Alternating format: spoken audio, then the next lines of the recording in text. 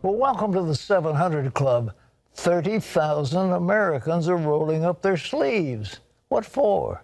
Well, they're volunteering to take an experimental vaccine in the battle against the coronavirus. And how soon will that vaccine be available to the public? And what other remedies does the president say are in the works? Dale Hurd has that. In the race for a vaccine, Moderna is about to begin its third and final phase of testing.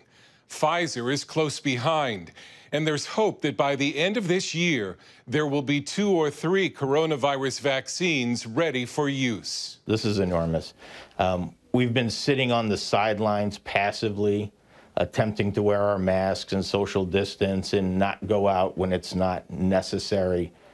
This is the first step of becoming active against this. 30,000 Americans are expected to participate in both the Moderna and Pfizer trials. Certainly, we will be doing the tests in areas where there is a significant viral challenge so that the test can actually very quickly see whether we're giving the protection. That makes me cautiously optimistic that we may have something here, but it's going to take a few months to determine whether or not we do. It will be months before results come in, and there is no guarantee the vaccines will ultimately work against the scourge that has killed over 650,000 people around the world, including almost 150,000 Americans. And President Trump says therapeutic treatments like blood transfusions could come even sooner.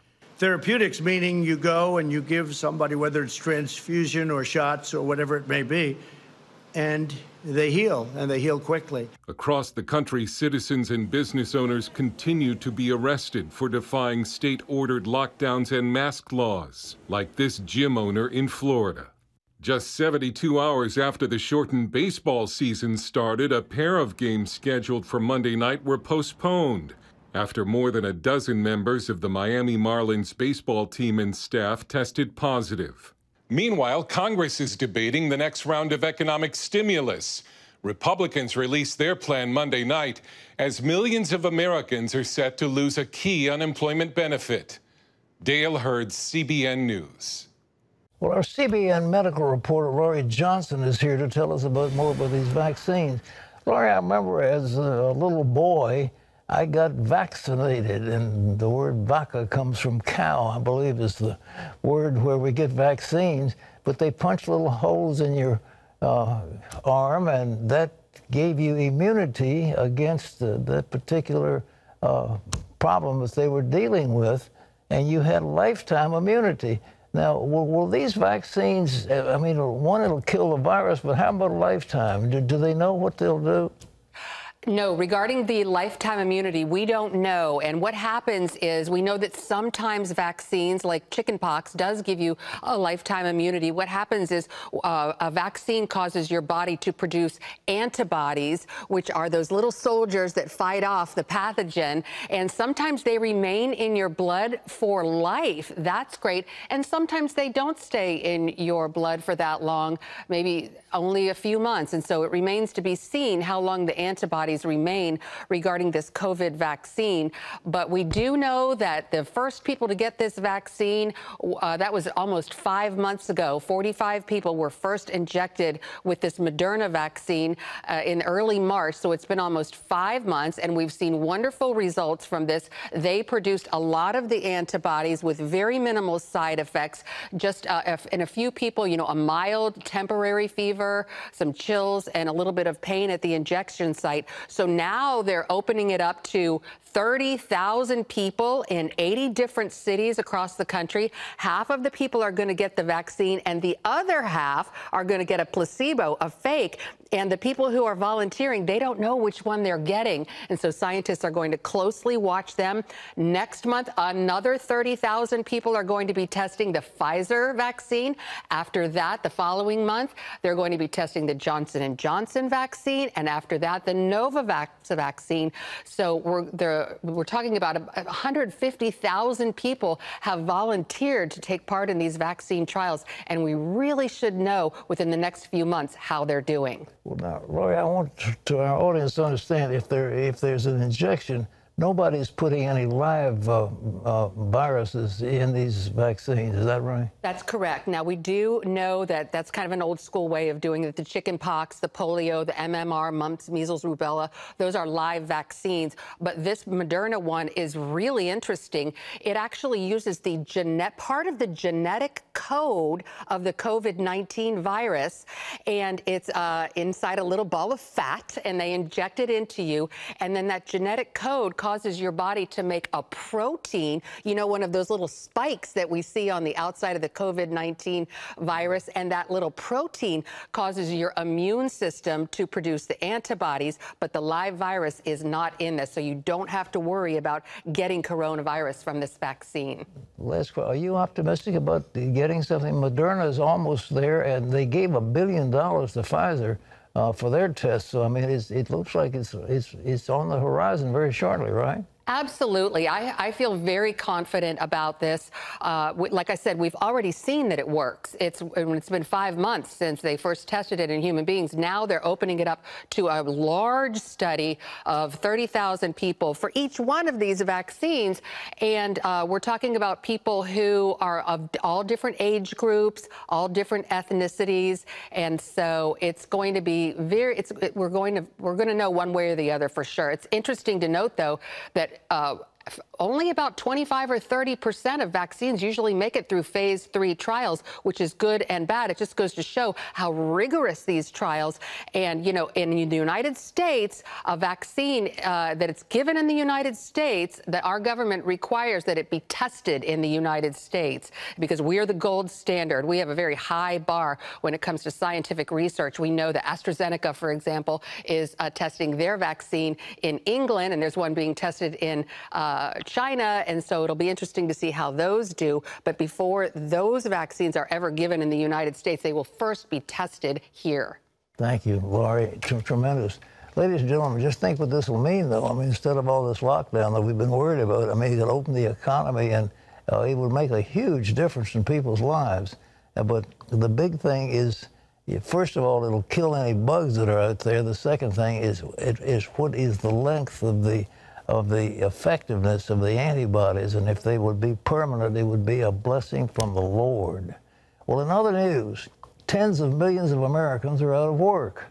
The question is, can Democrats and Republicans agree on a stimulus plan to help them in this time of crisis? John Jessup has more on that story from our CBN News Bureau in Washington. Thanks, Pat. Republicans released their $1 trillion plan Monday. It includes a reduction in a controversial $600 federal boost to unemployment benefits. While Democrats say the cut punishes people out of work, GOP lawmakers and some small business owners say it's necessary to get people back on the job. Heather Sells has more. When COVID numbers improved a few weeks ago in his area, restaurant owner Sean Dawkins wanted to reopen his dining room. He contacted his laid-off employees, but had no success in bringing them back. Some of them actually made a comment saying, make sure I'm the last one you call back, because they're still collecting the unemployment. So that's the challenge in itself. They, along with millions of others, have benefited from state unemployment checks, plus the federal bonus of an extra $600 per week. A University of Chicago study found that it helped more than 2/3 of unemployed Americans receive more in jobless payments than their former earnings. Democrats want to extend it until January, but Republicans say it keeps people on the couch. So they're pushing to replace just 70% of wages. We believe that they should simply go back to the old unemployment insurance system that pays people part of their old paycheck, but really incentivizes people to get back on the payrolls. Workers and Americans understand the concept that you shouldn't be paid more to stay home than to work. Democrats argue the benefit is keeping families and the economy afloat. These benefits are a lifeline to tens of millions who want to work, are ready to work, but can't find work. They worry about expiring grace periods for credit card debt and rent eviction, and the families facing extra medical bills right now. On Monday, Senate Republicans released their economic relief plan, the HEALS Act. The American people don't just want relief, they want opportunity. Although it reduces the boost to unemployment benefits, it also adds another round of direct checks to Americans, plus a Paycheck Protection sequel, which helped small businesses, including churches, in the spring. Other provisions include grants for back-to-work child care, $105 billion for schools, liability protection for business, and billions for coronavirus testing. But now many Americans fear Congress will get delayed by party politics less than 100 days from the election. Dawkins is not sure when he will reopen his dining room. For now, takeout is keeping the business going, and his priority is making sure that his family and his workers' families stay safe. The hope is that, everyone be patient. We're all in this together, and this too shall pass. Heather Sells, CBN News. Thanks, Heather. Pat? One of the things that has been a glitch in this whole thing is that people actually aren't getting those checks. The money isn't coming through like it should. I don't know whether there's bureaucratic delay, whether there's some sort of a plug in the system, or whether people are actually putting roadblocks in. But many, many, many people are not getting the check they're supposed to get. It isn't that the Congress wants the money to go out, which they do, but people are not receiving it. And the Small Business Administration has been running out of funds in terms of people coming to get money from them. They've been out of money, and there's something bureaucratically that needs to get fixed. And somebody needs to get to the heart of that to say, look, we want you to get this paycheck protection. We know there's a problem, and we want to help you, and here is the money. But right now, it's we want to help you, but we'll let you know about the money sometime later, and that is not cool. Well, there was a scandal that went on. We talked to one of the authors about that thing yesterday, but Attorney General BARR is expected to criticize what's being done, and John has more on that. That's right, Pat. In his testimony today on Capitol Hill, Attorney General Bill Barr is expected to harshly criticize what he calls the bogus Russiagate scandal before the House Judiciary Committee. In prepared remarks released to the press, Barr also says Democrats on the committee are trying to discredit him, accusing them of creating a narrative that he does the president's bidding by disposing of criminal cases against his allies. Barr will also defend the federal law enforcement response to violence in major cities, saying, quote, violent rioters and anarchists have hijacked legitimate protests.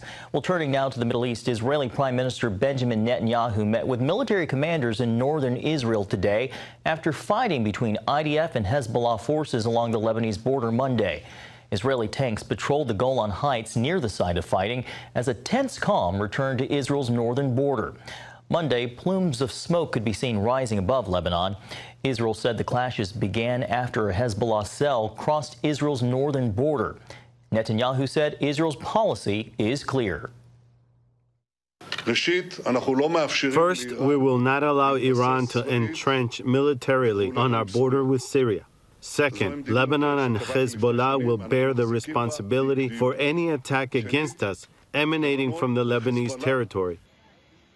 Israel had been braced for an attack since a Hezbollah operative was killed last week in an alleged Israeli airstrike on Iranian targets inside Syria. The fighting comes at a time, Pat, of heightened tension with Iran and its allies after a series of unexplained explosions have rocked the Islamic Republic.